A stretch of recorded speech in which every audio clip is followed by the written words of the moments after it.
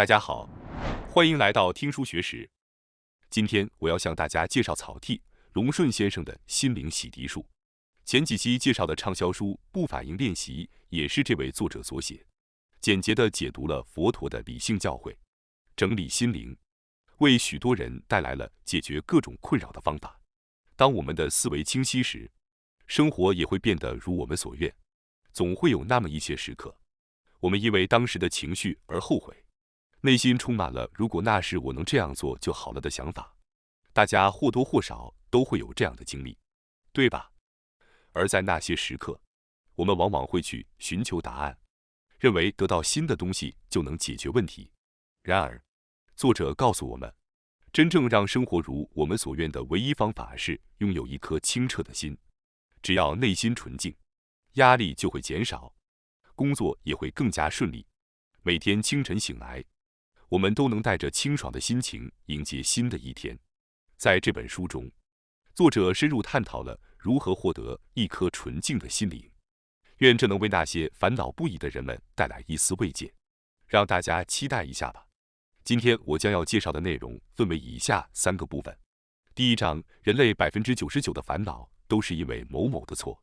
第二章，如何保护自己的心灵，以及3个关系的标准。第3章，如何从悔恨的挫折中重新振作起来。每一章都包含着非常重要的内容，我真心希望大家能够坚持看到最后。让我们马上开始吧。第一章，人类烦恼的99%都是因为某某的错。我相信大家都有着想要过上理想生活的愿望，但现实往往不尽如人意。然而，最大的原因，并不是我们刚才提到的那颗纯净的心，我们的内心早已受到污染。在我们的内心深处，总是充斥着各种杂念，像是烦躁、焦虑、不满、后悔。我相信没有人能够完全摆脱这些情绪吧。那么，究竟应该如何才能将内心的污浊洗净，让心灵变得纯净呢？在本章中，我将向大家介绍一种解决方法，那就是停止那些无谓的起心动念技巧。比如说，当我们遇到不顺利的事情时，是不是经常会激起愤怒之情呢？当我们感到烦躁时，即使是那些微不足道的小事，也会变得难以忍受。而且，即使时间过去了，那些事情仍然会时不时地在我们的脑海中浮现，再次点燃我们的怒火。有时候，我们甚至会责备自己，认为因为这种小事而生气是何其愚蠢。正是这样，内心不断涌动的情绪，制造了人类的烦恼。因此，只有停止这种无谓的起心动念，我们才能摆脱烦恼的困扰。要想实践这种方法，首先必须理解我们的内心，就像初学一门外语一样，刚开始时可能对每个词都感到陌生，完全无法理解。但随着学习的进行，你会慢慢发现一些词语似曾相识，然后不断的学习和重复，最终就能够达到理解的水平。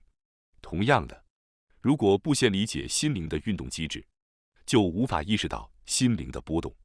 但只要有了一次的觉醒，通过不断的练习，就能够停止心灵的波动。那么，心灵的运动机制究竟是什么呢？让我们来分析心灵的运转过程，分成5个步骤。首先是心灵的起源，也就是意识的诞生。接下来是外界的刺激，然后是我们对刺激的反应，产生情绪。接着，情绪会被刻在记忆里。最后是 C 系列反应的持续状态，让我们一一解读。首先，我们来谈谈意识。意识就像心灵中的能量，它可以成为我们生活的动力。但意识有一个棘手之处，那就是它总是渴望着新的刺激。如果这种渴望得不到满足，就会转化成不满或失望的情绪。然后是来自外界的刺激，它会触发我们的情绪。实际上，这2个步骤几乎是同时发生的。当我们受到刺激时，就会产生相应的情绪，这是因为我们的心灵被激活，情感开始涌动，情绪随着刺激的增加而加剧，并深深地刻在我们的记忆中。随着由刺激引发的情感逐渐增强，我们会陷入冲动和欲望的状态。而且，情绪高涨的时刻更容易留在我们的记忆中。当我们对刺激持续不断地做出反应时，这就是所谓的执念。佛陀曾将其比喻为燃烧的火焰。一旦意识对某个刺激做出反应，我们的心灵就会对其他刺激做出类似的反应。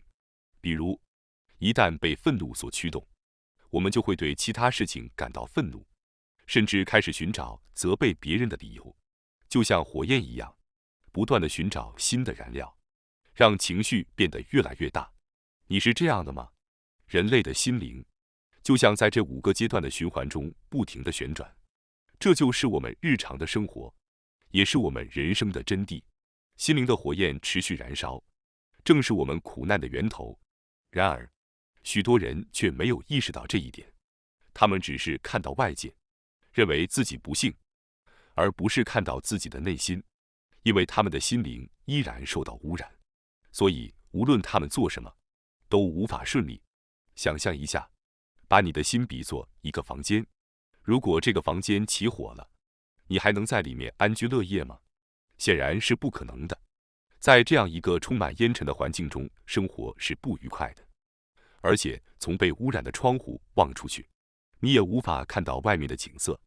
人的心灵也是如此，如果一直对刺激做出反应，沉浸于执着之中，就会不断地污染自己的心灵，享受美好的生活变得越来越难了。所以，让我们意识到这一点，并从今天开始，朝着拥有纯净心灵的目标前进吧。也许你们中间有些人甚至无法想象自己如何才能拥有一颗纯净的心灵，但请相信，我们每个人都曾拥有过一颗纯净的心灵，它不受过去和未来的担忧所困扰，只专注于当下，拥有愉悦的内心。那是我们曾经的孩童时期，孩子们还很小，没有所谓的过去的遗憾，也不太理解未来的概念，因此，他们只需体验当下，就能感受到内心的满足。如果你能重新拥有像孩子一样纯净的心灵，那么你就不会再浪费时间去考虑无谓的事情，每一天都将充满新奇的体验，生活也会变得更有意义。那么，要停止这种心灵的波动，具体应该怎么做呢？或许你已经开始意识到，自己内心的起伏是多么重要了。接下来，重要的是要真正理解自己内心的状态，这是唯一需要做的事情。真正的理解意味着找到痛苦的根源，摆脱这个原因，拥有一个没有痛苦的内心世界。而掌握这项技巧的最佳方法就是标签法。也许你们中有些人曾经听过标签法这个词，对吧？所谓的标签法就是用语言来确认事物。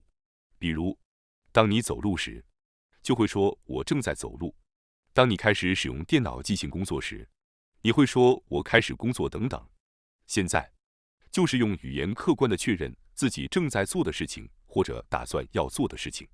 让我们把标签贴在身上，从外部客观地审视自己。我们也可以将这种方法应用到内心。实际上，应用在内心时，我们只需要使用3种标签，它们分别是妄想、贪欲和愤怒。为什么这样呢？因为当我们试图将内心涌现的思绪分类时，最终都可以归纳到这3种情绪中。无论问题看起来多么复杂，最终都可以归结为这3个情绪。让我们一一来看看。首先是妄想。妄想可以说是让人类苦难持续的最大原因。首先，我们来了解一下什么是妄想。妄想是一种心理状态，指的是人们在无法接受或理解现实的情况下，产生了不切实际、不符合事实的想法或幻想。这些幻想可能与现实相悖，但个体却坚信不疑地认为它们是真实的。妄想可能涉及对自身、他人或世界的一系列虚构性想法，常常导致行为异常或情绪波动，形式各异，但都可以归为妄想的范畴。甚至在工作或学习时，使用头脑也可以看作是一种妄想。不过，在这种情况下，我们可以称之为有意义的妄想。当然，需要清除的是那些毫无意义、与我们的生活和目标无关的妄想，比如回忆一些令人不愉快的过去，或者担心可能发生的坏事，这些都只会带来不安和紧张的情绪。这两种念头都是毫无意义的，是无法改变的事情。时刻留意自己的内心，这是何种心态呢？又或许不断地反问自己，这到底是不是妄想？这或许是停止心灵波动的第一步。当我们能够意识到自己正在陷入妄想之中，甚至开始想到或许我正在妄想，那么这已经是摆脱妄想的开端了。现在，我们来看看第二个标签：贪欲。贪欲就是被无尽需求所驱使的心态，也就是说，过分期待、过度追求。这种贪欲往往源自于之前提到的妄想，比如那些未曾得到父母充分关爱的人，会渴望拥有他们渴望的爱；又比如，对物质的渴求也源自于妄想。而贪欲的麻烦之处在于，永远无法得到满足，因为贪欲似乎永无止境。因此，在这里，我们需要时刻关注自己的内心，反复询问自己，是否正陷入贪欲之中。这样做将有助于我们停止心灵的波动。现在，让我们继续深入了解第三个标签：愤怒。愤怒，这对大家来说可能是最为熟悉的情绪了吧？或许不需要过多解释，但愤怒就是一种感受到不快的内心状态。在这种情况下，了解到愤怒是无济于事的，而不是试图强行压抑愤怒，这一点至关重要。当人们感受到愤怒时，很容易产生将愤怒合理化的心态，因此需要引起警觉。当愤怒的情绪涌现时，你是否曾有过认为自己是正确的体验呢？这种情况不仅会伤害他人，还会让我们因为不满而继续受苦。让我们把注意力放在那些能够带给我们更多幸福的事物上吧。对于那些对现状感到不满、责备和攻击他人的人，你是否意识到这其实都是妄想的结果呢？解决妄想问题可以说是通向纯净心灵的捷径，因为它是导致99%人类烦恼的根源。观察内心的状态，停止那些不必要的行为，这是一种值得终生学习的技能，它可以洗净内心的污垢。从今天开始，让我们持续不断地练习吧。接下来，我想做一个小结。首先，人的痛苦不是来自外界的刺激，而是来自内心的污染。拥有纯净的心灵，也就是拥有绿色的心灵，其中一个方法就是停止那些不必要的心灵波动。要做到这一点，首先需要理解心灵运作的机制。其次，人类的烦恼主要来源于妄想、贪欲和愤怒这三种情绪，我们可以为它们贴上标签。此外，这些烦恼中99%的根源都可以归结为妄想。在第二章，我们将会介绍3个基本准则，以保护我们的心灵。在第1章中，我们已经了解了停止起心动念的练习。但是，为什么我们的内心会如此容易受到周围事物的影响呢？作者认为，这是因为我们的内心存在漏洞。所谓的内心漏洞，就是对于不必要的外部刺激产生反应，比如因为前面有人挡了道而生气，或者想起不愉快的过去等等。如果我们对每件事都有反应，那么我们的心灵就无法得到平静，甚至连集中思考都难以做到。每天我们都做出多少有意义的反应呢？特别是在当今这个被大量信息包围的时代，我们可能每天都做出很多无谓的反应。也许现在是时候审视一下了。那么，我们如何才能修补心灵的漏洞呢？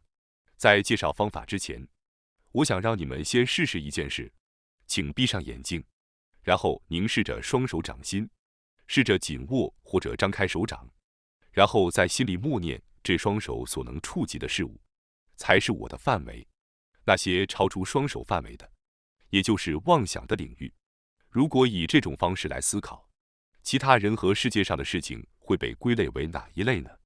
我们是在自己的界限内消化，还是被妄想的世界所困扰呢？闭上眼睛，周围的人和事物都会消失得无影无踪，仿佛他们已经融入了我们的生活。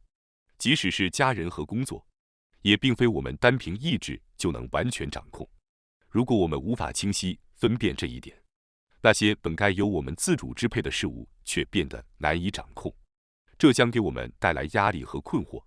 所以，如果你感觉这个界限变得模糊不清，不妨像刚才那样反复握手或张开手掌，确认自己能够触及的就是自己的范围，无数次的确认，保持在自己的界限内，不被外界左右，这是保持内心坚定的基本。那么，我们应该如何应对那个充满妄想的世界呢？也许有些人认为，要保持自己的边界，就必须拒绝他人或者变得冷漠无情，但实际上并不是这样的。为了不被外界所左右，我们首先需要保护好自己的心灵，不要让它被浪费。接着，我们可以根据明确的标准，主动与他人交流。现在，让我们来看看作者提出的具体交流方式。这些标准包括3个方面：任务、时间和价值。任务指的是实际行动或者可以实现的事情，时间指的是每天实际可用的时间，而价值则表示与他人交流具有意义。为了更好地理解这些标准，让我们来看一个40岁男性的例子吧。他是一名企业的老板，每天都在管理着数十名员工。他非常努力，总是不断地阅读书籍、报纸和互联网新闻，以便及时了解最新的信息。尽管如此，他每天都陷入担心销售额、未来前景的恐惧之中，甚至因此而失眠。这种情况在那些被认为是高度自觉的人中特别常见。对于这位男性来说，他所面对的责任和压力实在太大了。他不仅担心自己对企业和员工的责任，还担心是否能在竞争激烈的行业中生存下去。同时，他还需要不断应对源源不断涌来的最新信息，这些都让他的心情变得十分不稳定。换句话说，他已经彻底迷失了自己的边界。让我们将这位男性的例子与之前提到的3个标准进行对比。首先是任务，他所担心的销售额和未来的不确定性，都是他无法通过自身行动来解决的问题。销售额象征着我们为工作付出的努力所带来的未来，但这未来其实尚未实现，只存在于我们的想象之中。换句话说，它只是一场妄想，因此，把心思放在这个未来上毫无意义。与此相反，更有价值的是珍惜眼前可以用我们的身体完成的任务。接下来是时间，一天有24小时，工作时间通常占其中的8小时，但如果再加上一些延长工作时间、偷看手机、休息或吃饭的时间，时间就会飞快地流逝。如果像这位男性一样沉迷于妄想，时间就会更加紧迫。因此，我们需要重新考虑，是否值得把时间全都花在妄想之上。而第3个标准是关于价值的。我们周围的一切，无论是事物还是信息，都有它们的价值，但也有些是毫无价值的。我们必须学会辨别它们。如果我们没有这个价值的标准，就会被大量无用的刺激所淹没。那位先生所感受到的焦虑和不安，正是因为他没有保护自己的内心，让他不受外界的干扰。而所谓的有益性，具体来说，就是能够带来实用性、与目标相关联、提升动力等。相反，无益的事物则是毫无作用、与目标无关、导致动力下降的事物。那些只会带来痛苦而没有实际价值的事物，都属于这一类。为了不让自己的心灵陷入动荡，我们需要以客观的态度审视互联网等渠道的信息，然后问问自己，这些信息会带来什么结果？通过这样的思考，我们最终将不再被外界左右。这个道理同样适用于人际关系。如果与某人在一起能够感到快乐，或者能够在兴趣爱好或工作中获得成长，那么这就是有价值的。相反的，如果我们只是因为痛苦而失去了自我，那么这一切就失去了意义。因此，在与他人互动时，我们必须时刻关注内心。如果感受到巨大的压力或动力的消退，那就是时候与他人保持一定的距离了。现在，我已经向大家介绍了与外界互动的3个标准，你觉得怎么样呢？我发现许多人过去都习惯于没有任何标准的与他人互动，你是否有同感呢？事实上，我以前从未想过需要设立这样的标准，但如今，每当我拿起手机，感觉信息像洪水一般涌来时，我意识到了保护自己的方法是多么重要。现在，让我们来总结一下第2章。首先，我们必须认识到，如果我们对不必要的事物有过度反应，那就意味着我们的内心可能有所泄露。在当今信息充斥的社会中，如果对所有事情都做出反应，会感到疲倦不堪。因此，我们需要将注意力集中在有意义的事情上。为了避免对毫无意义的事情做出反应，我们需要了解自己的边界和幻想区域。所谓自己的边界，即是指自己能够触及的范围，而幻想区域则指的是超出自己触及范围的事物。也就是说，幻想区域的事情是无法按照自己的意愿来控制的，所以单纯思考这些事情是徒劳无益的。因此，重要的是要与周围的人和信息建立起3个基本准则：工作时间的有效利用，与他人的交往方式，远离会让自己心烦意乱、压力增加或者降低动力的事物。第3章公开从遗憾和沮丧中重新振作的方法。在日常生活中，各种各样的事情都会发生，就像在第2章中所介绍的那样。尽管我们可以通过与自己边界相关的标准，在一定程度上避免一些情况，但有时候意外事件还是会发生。当面对意外或错误时，如何应对并重新振作至关重要。在这第3章中，让我们一起探讨重新振作的方法。生活中不如意的事情会引发主要3种情绪：1、后悔； 2、无法割舍的执念或情感； 3、沮丧。让我们逐一来看。首先是后悔，我们来谈谈后悔这个情绪。后悔到底意味着什么呢？即使查阅字典，对于对过去的错误感到懊悔的含义也只有模糊的解释。实际上，后悔隐藏着对事情发生的愤怒，对于那件事情无法原谅的情绪一直存在，而且那种愤怒无法释放。当回顾过去时，愤怒再次涌现，想着如果那样的事情没有发生，如果自己做了那样的事情，对过去无法改变的妄想也会产生。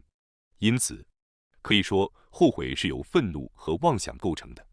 如果能消除愤怒或妄想，就能摆脱后悔。首先，对于过去的愤怒没有意义，只能想着未来能做的事情，放下愤怒。这样做，甚至妄想也会减轻。接下来，要明白那已经过去了，现在不存在了，将其视为妄想。这样做，记忆也会变得模糊，对那段记忆的愤怒也会逐渐消失。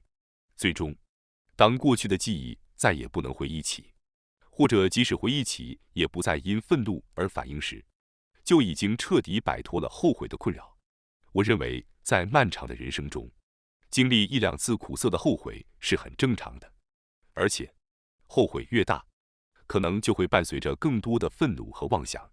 然而，如果沉浸在这样的愤怒和妄想之中，离我们在本书中追求的纯净心灵只会越来越远。